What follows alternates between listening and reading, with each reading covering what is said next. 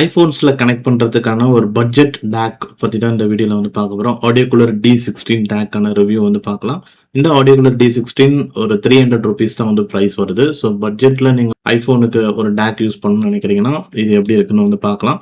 So இது வந்து direct plug and play தான். நீங்க உங்களோட ஐஃபோன்ல நீங்க கனெக்ட் பண்ண உடனே ஸோ டக்குன்னு வந்து உங்களுக்கு வந்து காமிச்சிரும். ஸோ இதில் ஹெட்ஃபோன் சிம்பிள் காமிச்சிருச்சு பாருங்க. ஸோ ஒன்ஸ் இதை கனெக்ட் பண்ணோடனே நீங்க எந்த ஐஎம் சொன்னாலும் இதில் 3.5mm அவுட் வருது. இதில் கனெக்ட் பண்ணி நீங்கள் யூஸ் பண்ணலாம். அடுத்து இதோட பில்ட் குவாலிட்டி வந்து நல்லா தாங்க இருக்குது. ஆடியோ கூலர் பொறுத்த வரைக்கும் கேபிள் குவாலிட்டி அண்ட் இந்த சைடில் இருக்கிற 3.5mm அவுட்டாக இருக்கட்டும் அண்ட் இந்த லைட்னிங் போர்ட் ஏரியா உண்டு. ஸோ எல்லாமே வந்து பில்ட் குவாலிட்டி வைஸ் வந்து நல்லா தான் வந்து பண்ணியிருக்காங்க.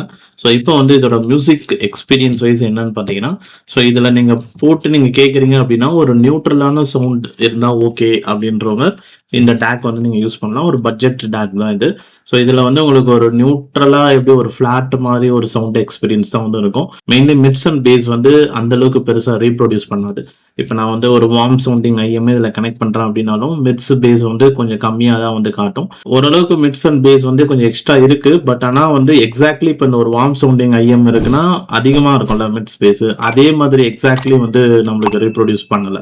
அண்ட் அதே மாதிரி இன்னொரு விஷயம் என்னன்னா, இது ஹை ஃப்ரீக்வன்சி கண்டென்ட்ல வந்து கொஞ்சம் நாய்ஸ் வந்து ஆட் பண்ணி வச்சிருக்குன்னு வந்து சொல்லுவேன். ஸோ இப்போ எக்ஸாம்பிளுக்கு இப்போ இந்த சாங்லாம் கூட பார்த்தீங்கன்னா ஸ்டார்டிங்லேயே கீச்சொலிகள் மாதிரி வரும். ஸோ அந்த இடத்துல வந்து அந்த நாய்ஸ் வந்து எக்ஸ்ட்ராவா ஆட் ஆகுறது ரொம்ப ஈஸியாகவே என்னால் வந்து ஃபீல் பண்ண முடியுது. ஒரு 50% வால்யூம் அந்த மாதிரி வால்யூம் கம்மியாக வச்சு கேட்டிங்கன்னா பெருசாக வந்து தெரியாது. ஆனால் வால்யூம் இன்க்ரீஸ் பண்ணிங்கன்னா, ஏன்னா வந்து இப்போ இந்த மாதிரி ஒரு பிரைட் சவுண்டிங் ஐஎம் நீங்கள் வச்சுருக்கீங்கன்னா வால்யூம் அதிகமாக வைக்கும் போது தான் அந்த கீச்சொலிகள், அதுக்கப்புறமா அந்த சிம்பிள் சவுண்ட் அதெல்லாம் வந்து ஒரு ஒரு சூப்பராக இருக்கும் அது ஹை வால்யூமில் கேட்கும் போது. ஸோ அந்த மாதிரி நீங்கள் ஹை வால்யூம் வைக்கிறீங்க அப்படின்னும் போது அந்த நாய்ஸ் உங்களுக்கு ஸ்ப்ரெட் ஆகி இருக்கிறது ரொம்ப ஈஸியாக வந்து உங்களால் வந்து கேட்டு உணர முடியும். நான் இப்போ தான் ஃபர்ஸ்ட் டைம் வந்து இந்த மாதிரி கேட்கும் போது ஒரு நாய்ஸ் அந்த புள்ளி புள்ளியா வந்து நம்ம டிவியெல்லாம் வந்து புள்ளி புள்ளியா வரும் பார்த்தீங்களா? ஸோ அந்த மாதிரி வந்து புள்ளி புள்ளியா வந்து ஒரு நாய்ஸ் வந்து இருக்கிறது இப்பதான் நான் ஃபர்ஸ்ட் டைம் கேட்குறேன்.